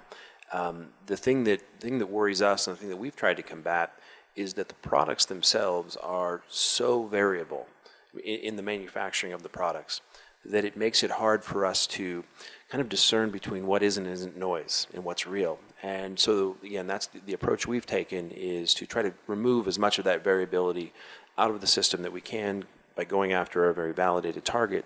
And then that will hopefully enable us to incorporate these new technologies and new approaches to go into a wider variety of tumor types that may enable us to engage cold tumors versus hot, be more effective against solid tumors as opposed to the blood-borne cancers and those sort of things. But the pace of innovation is mind-blowing right now in the field of CAR T. And so if you miss a minute, you've missed a lot. So it's a really exciting time to be in the field right now. And one which I don't expect to slow down anytime soon. So I have two kind of technical questions, which I hope will not be, a problem here for you. But one is for Jeff, the lentiviral vector. So where this gene is you don't insert the gene into the cells, right? So you only transfect mRNA inside the cells, and so the number of copies is vector copy numbers are a determinant factor, right? Yeah. So how do you get these vectors inside, and how do you measure? Do you have a reporter gene there together so you can measure the number of copies that you have inside the cell? So there are assays that let you look at vector copy number, and that's an evolving field, and now we're going to be soon looking at single cell vector copy number. Right now it's a little more crude than that, but what we in the field are trying to do is to use vector copy number as one of the many inputs for a potential release criteria. And just to give you some sort of background on vector copy number, is that some of the early companies like Bluebird Bio started with the low vector copy number and had low results, and they've been pushing it up. But the higher up you do it, just to carry it to its extreme, there would eventually be safety concerns if it got too high. And so regulators, not really based on a lot of real evidence, just almost intuitive, and there were some papers that were published 10 years ago that to try to keep vector copy number below 5 as an example. So Bluebird, which are studying very difficult diseases like thalassemia or sickle, are trying to push vector copy number up to 3, 4, 5. For us, targeting the lysosomal storage disorders that we look at, we don't feel we need to get that high, and we don't want to get that high, and so we're targeting a number of roughly around 2. But the intricacies of the assay and how we measure it is above my pay grade. I'd have to connect you with our scientists. And one question, final question for Matt. You evolve your protein. So I'm bringing down to my structural biology field and protein engineering, right? So for each case, to find a specific enzyme that will insert a double break and eventually carry other things to that place, you have to evolve your, let's say, framework protein to really be specific there. And what you do is to make random mutations like error-prone PCR or something like that, and then select the ones that will bind to this specific place. Is that the strategy? That's part of it. We combine a directed evolution step, which I think is what you're getting at, with predicted in silico amino acid substitution. So we've been doing this for so long that we've made thousands of libraries of these Mutants. modified, mutant I-Crel enzymes, that we have a pretty deep knowledge set around the changes one needs to make to move from an A to a T when I've got a G over here and a C over there, but they all interact, and every new site is a new project. Yeah. And so invariably, every time we make one of these new nucleases for a new site, a novel mutation is almost always pulled out, which is fascinating. So it's an ever-changing landscape of information that's sort of bringing, and we kind of feed that back into the loop with all of our computer models. That's got this. We have now this incredible algorithm that's prediction capabilities is really exceeding our expectations. And who knows, maybe one day the directed evolution step will take a back seat. But the combination of the two today is turned into just an exquisite process. Yeah, okay. It's just the problem that whenever you insert mutations, protein stability changes, and then how this protein will survive inside the cell that you are trying to transduce it may. It's a remarkably stable protein. It's one of the many reasons we selected it. Structurally, you can just stomp all over this thing and it doesn't fall apart. And we think that's part of the reason it's been able to survive as long as it has in nature. But you're exactly right. What we've been able to do with this protein, we were told it couldn't be done 13 years ago. And I'm happy to say we're still here and doing it, and it does work. So. Okay, so it's about 6, so the time we were planning to finish this session. If there aren't any further questions, I would like to thank the 2 speakers here today, and I think congratulate you for the achievements. And for the future, wish you good luck. You need it. Okay. Thank you very much for everybody for coming. Thank you.